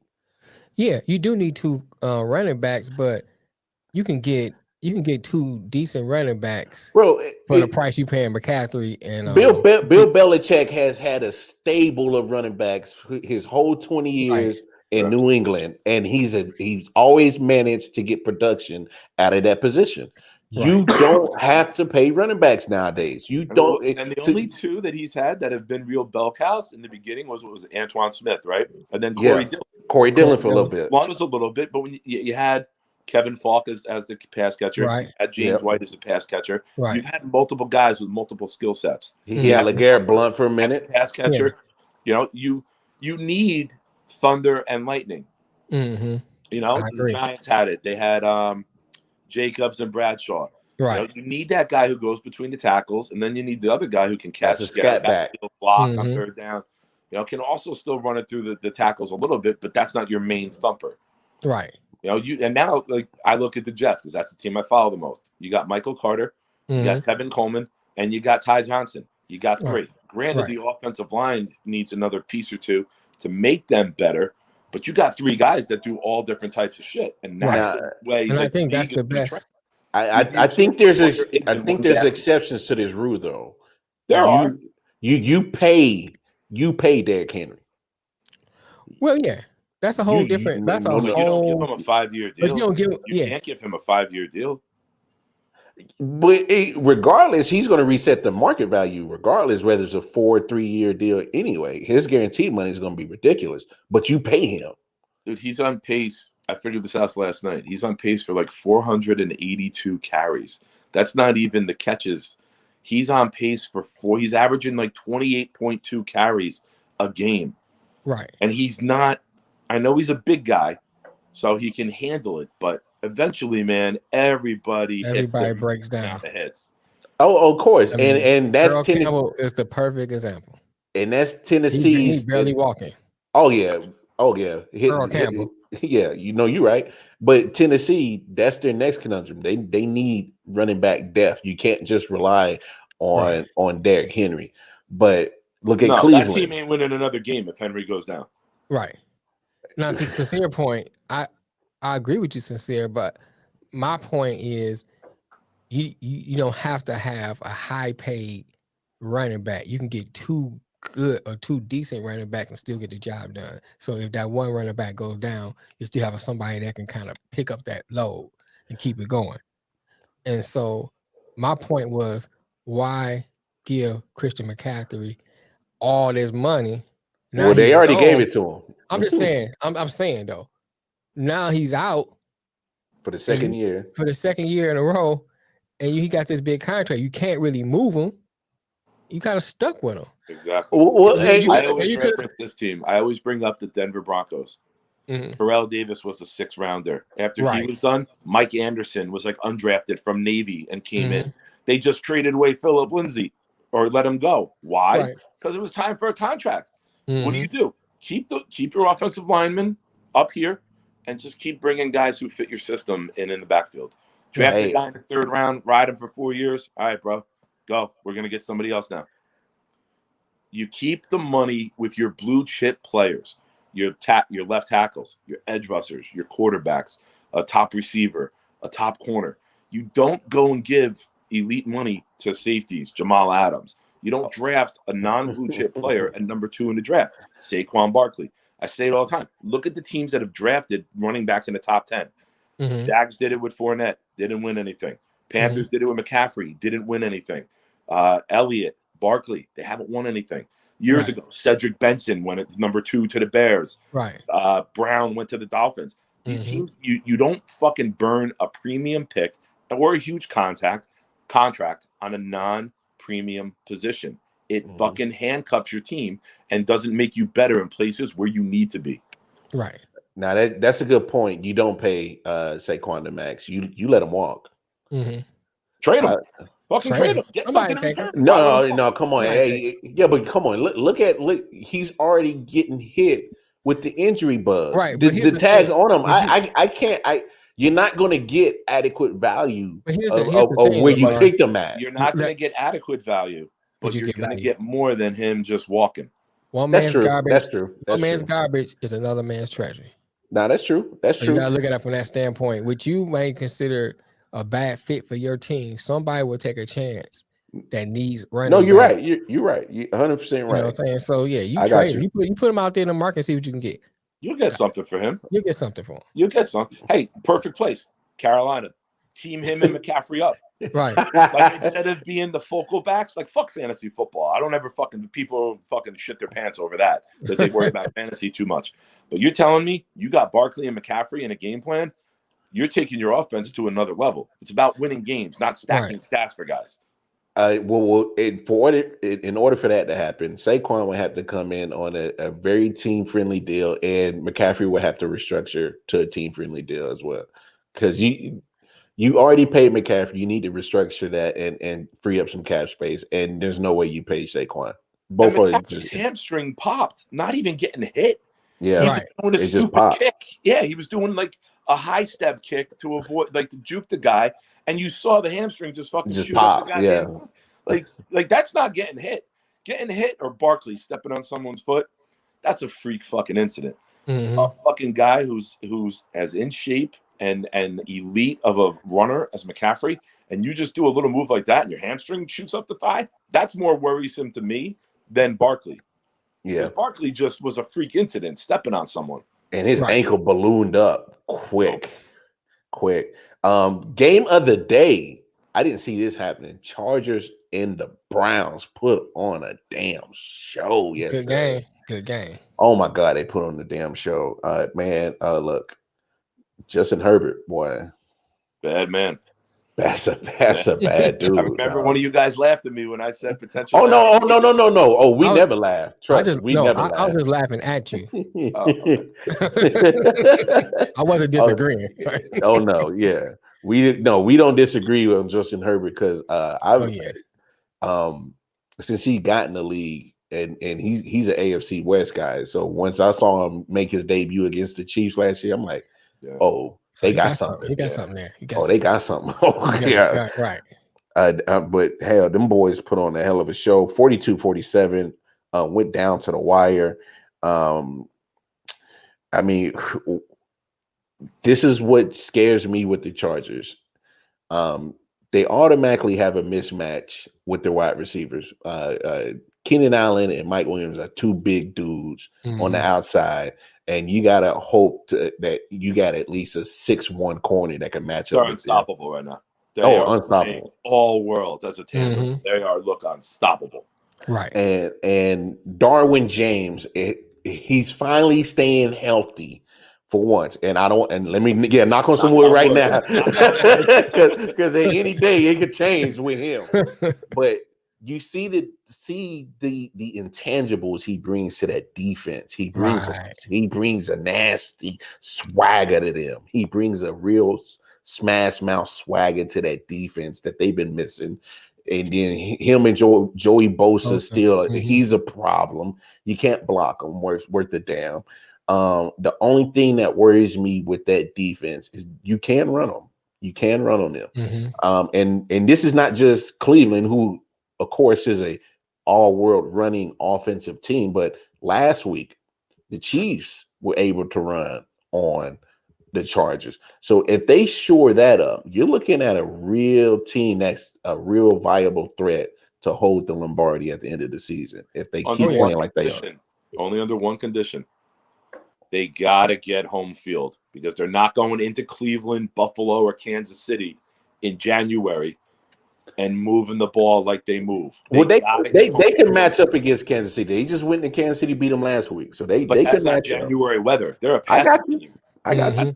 Being a passing team like that, it's almost like the Colts back in the day, right? With Peyton Manning. You need to have that dome. You're not going into New England and winning in January with that weather, with the way your offense is structured. Right. I agree. I feel Can they do it? Yeah, I think they could. I think they'll be right there in contention for home field. But their running game is not bad, though. A bad run, they could be in trouble if they got to go there.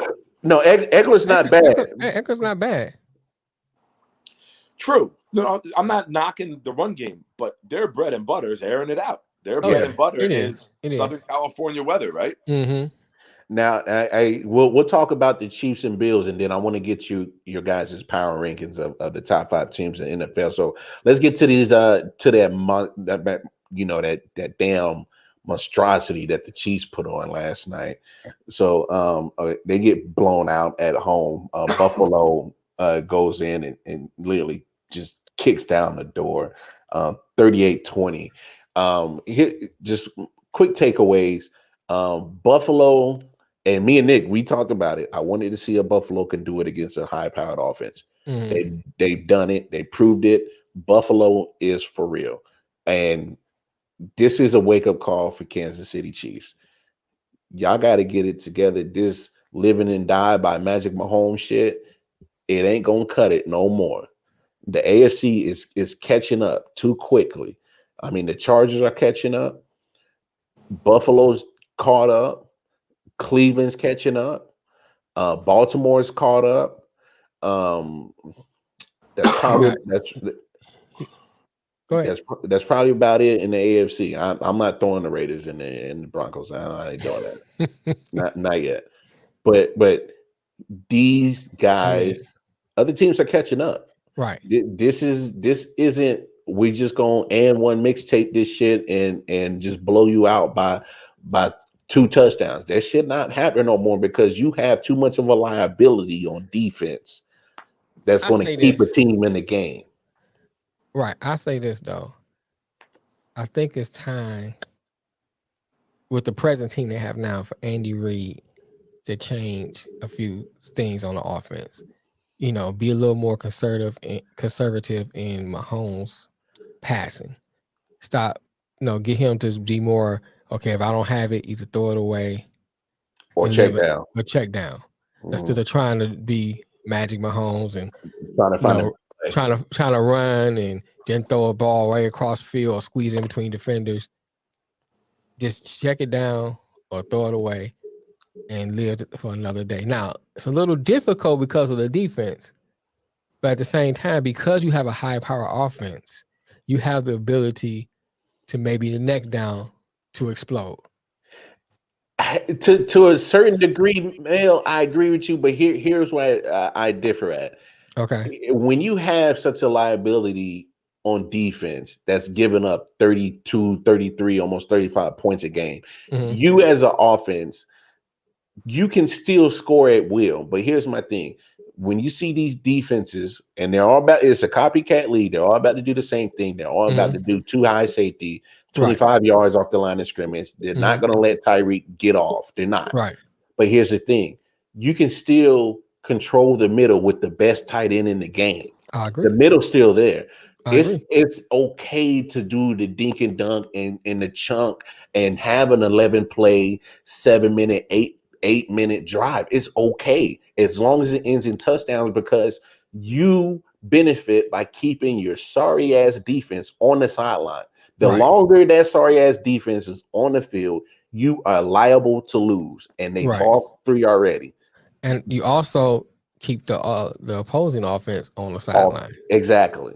So there, I think I agree with you on that. I guess my point too is, if he continues to do the Magic Mahomes kind of play tactic, he becomes a liability also. Yeah. You know what I'm saying? So I think he needs to find that happy medium. And they better find it quick. Because, if the way the AFC is shaping out, they may be looking up at the Chargers. Well, they're already 2 games behind, and they see them again. And great, because they lost to them. Yeah. And, I forgot about that. Yeah. And look, you lose to Buffalo. That's gonna be a tiebreaker you don't have. You already lost to Baltimore. That's a possible tiebreaker you won't have. You're already down in the division, and that's a damn tiebreaker that you possibly won't have. Chiefs got to get it in the gear, and they got to get it in the gear quick, because right now they looking like barely a wild card team. Go ahead, Nick. It kind of goes to what we said earlier about rookie quarterbacks, right? Like I think I said the other day, rookie quarterbacks like Zach Wilson, for example, played awful the first 3 games. Right. And then the 4th game, he played well. All right, but now teams are going to see what you did well, and they're going to take that away from you. How do you keep evolving? Now, here's the thing for the Chiefs. Collinsworth nailed it dead on last night. Like you said, you're going to play 2 safeties deep. They're going to eliminate Hill going downfield. But they're also getting up in Kelsey's face, and they're bumping him on the line. You got to evolve your playbook. Because the first drive of the game, to your point, you were saying keep the defense on. They ran 16 plays. It was 8 runs, 8 passes, and they were still only at the 20-yard line. They weren't even, within the 10 yet. Right. So I think Mahomes has to learn, which he really hasn't had to do, right? Get the ball out quicker. Create an offense where it's a short catch and run now, because you got all these dogs that can run. Stop waiting for the 40, 50-yard pass downfield. Right. Design a scheme where now it's a quick catch, turn, throw. Get the ball out of your hand and let all these guys with this track speed do what they do. Yeah. Stop waiting for the home run, and now everyone's covered underneath, because NFL is all about timing. Quick release. Look at Brady, right? Brady doesn't run around and wait and try to extend the plays. Catch it, throw it. Devise a system and teach your quarterback how to get rid of the damn ball and how to get everything moving. Stop trying to hit an 80-yard home run. Take it when it's there, obviously, but teach this fucking guy how to play quarterback when it's not there. And you're starting to see shit has been so electric for them and unstoppable for them that now you're starting to see some flaws in Mahomes' game that you haven't seen before. Holds on to the ball too long. It's not quick with his decision-making. Downfield's not open. He holds on to it and runs out of bounds. Like he's not quick. One of his biggest things that's starting to irritate me as a Chief fan is he's so quick to escape out of the pocket when sometimes if you just step up in the pocket, man, I'm like, Mm-hmm. I'm telling you, it's there. Right. It's Exactly. there. The throw is Right. there. Just step up in the pocket and let the thing fly. And when you're running to one side of the field, you're cutting off half the field. Right. Oh yeah. Right. You know, right. you're limiting your choices, and now you're going to make a bad decision and maybe throw it back across your body, and a safety's going to step up and pick one. Mm-hmm. Like he's got to learn how to be a pocket passer, and you're seeing him get exposed right now. What he got 6 interceptions. Now I will say a couple of them with some catches that should have been called. Correct. So I'll give him 4 of the 6 that I've seen. I'll give him 4 on him. But still, but that goes to the point I made earlier. Your timing ain't right. Your timing's off. Your receivers aren't used to those quick little passes 3 yards across the middle. So they're tipping it, not expecting the ball to be there. So it's a domino effect in a bad way. Instead of, they 500 yards and 6 touchdown passes today because the secondaries were inept. All these contenders been building their secondaries to beat you because they knew that's what they had to do. Yeah. Bingo. That right Timing's there. everything. When your timing's off, you look like shit. We saw it in the Super Bowl, right? Right.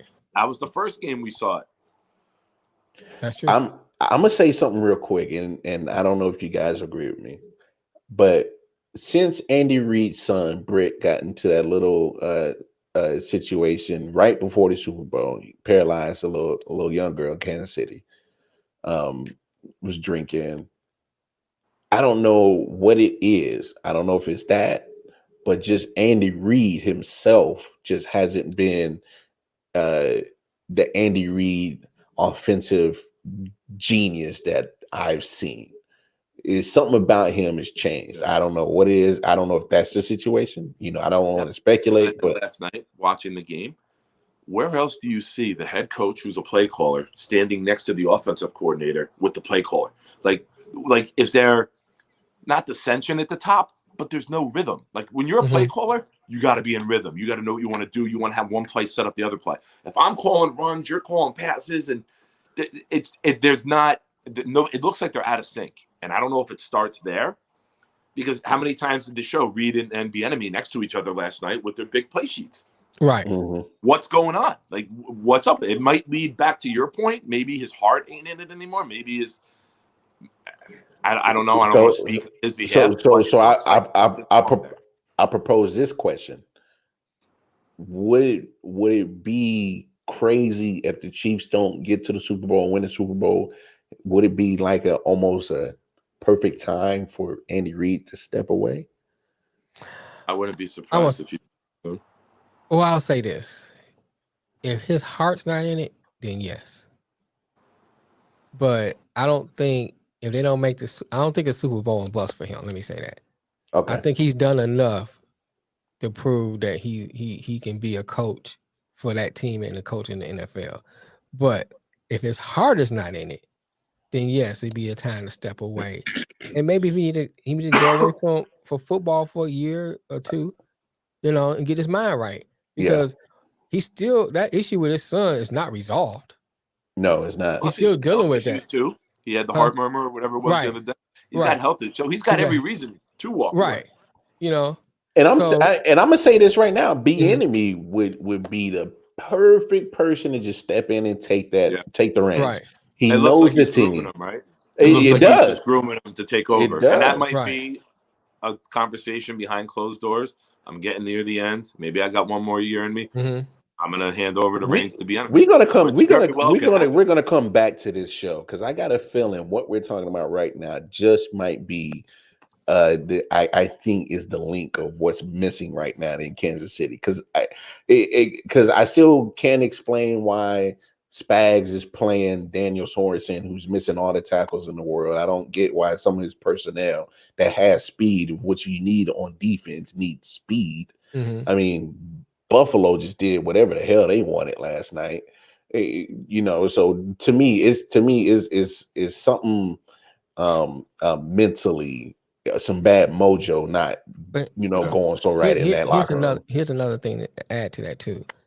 If Reed steps down, Bieniemy gets the job, Bieniemy hires someone else, that might be the piece they need too, some fresh ideas, fresh perspective to A bring different to that team. philosophy. Different philosophy, even though the enemy was under Reed, he still has some of his own ideas and philosophy. You bring another coordinator in there, now you have another perspective, and those two tandemly working together, maybe what Kansas City need to move in a different direction, because maybe the NFL had figured Kansas City out now. Oh no, they figured them out. And now it's time to say, okay, let's switch gears and go this way. The NFL figured them out. The only thing is a little tweaking. And like they need to change a lot. Oh no. I'm with you. They don't need to change a lot. But the NFL has figured them out. The only reason why Kansas City still wins is because you still have a quarterback that nobody else has. That's why. So, but you just can't rely on that. But anyway, before we get on, those outrageous plays are flash in the pan type of players. Mm-hmm. I'm not saying Mahomes is that. Don't misconstrue me. But Old Faithful is always the pocket passer. It stood the test of time, generation after generation. Look at Brady. Brady doesn't allow anyone with his legs. He doesn't get out of the pocket. He doesn't extend plays. He doesn't. Yeah, Aaron Rodgers is a pocket passer. He just has the ability to be mobile enough. Right. Oh yeah, yeah. He just has enough mobility. Here's the thing. Here's somebody for the Chiefs that could really help them. They have all these track stars. Mm-hmm. Now, I don't have a lot of faith in this player, but he brings something to the table that they don't have. Big physical presence who can catch a slant. Josh Gordon. Mm-hmm. Yeah. You got to get that. You got to get a rhythm down. You got to get the ball out of your hands. You got to make those safeties come up, and that's when you burn them and you beat them over the top.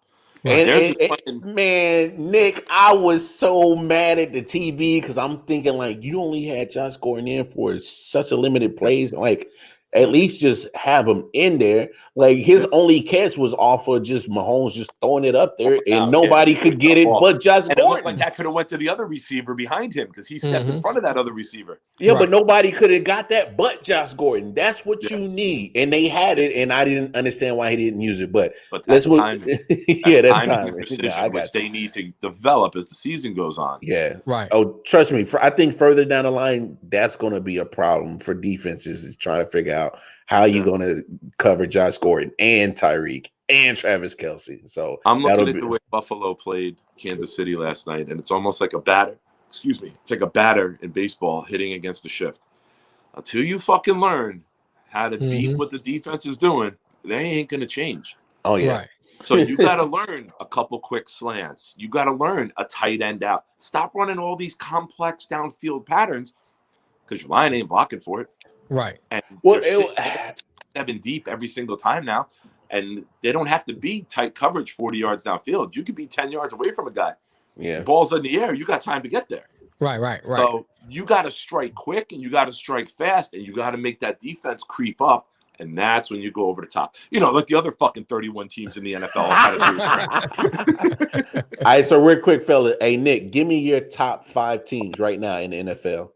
Oh, it's the Jaguar. Are we doing the draft or what? No. Top 5 as in good. I was like Jaguar. Give me Arizona at 1 because they're undefeated and they haven't lost yet. Give me Tampa at 2. Give me the Chargers at 3. Give me Buffalo 4. Give me the Rams 5. Ooh, over Dallas? Yes, because Dallas hasn't. I know they beat the Chargers in that one game out there, but you're in a weak-ass division and beating up on the Eagles and the Giants, teams you should beat up on, doesn't really impress me.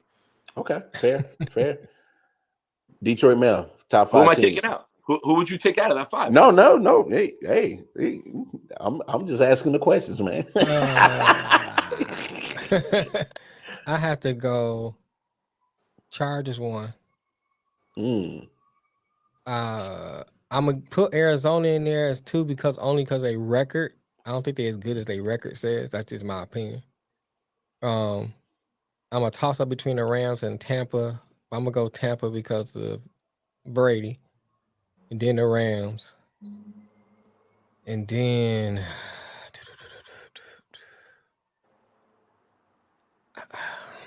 I'm gonna go Cleveland. Ooh, yeah. Yeah, you've been smoking my Cleveland shit, man. was my 6, Dallas was my 7, which ain't bad. Cleveland was 6 and Dallas is 7 for me.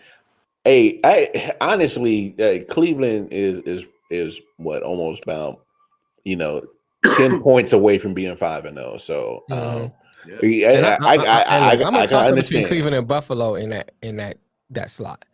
I'm just going Cleveland as a wild card. No, I'm gonna definitely go Arizona 1. I'm gonna go Buffalo 2, Chargers 3.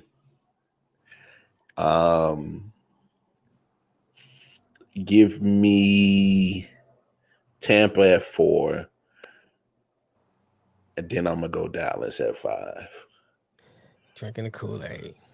I'm just saying. Look, I get what you're saying, but Dallas is playing defense to match with that offense, and right now, when you got both sides going, until Jones and Barkley went out, that game was pretty much even with the Giants. Well, let's be honest. Until Jones went out, and I get what you're saying, but come on, when you play division games, it ain't a such thing as a gimme in division games. So I get it. Yeah, it's true, but I can't put Dallas that high. I'm sorry. I know the last thing we need is all these motherfuckers coming out the woodwork. We them boys, right. we them boys. Yeah, that's the last thing we need on our show. Now you're right. Block, block, and a block.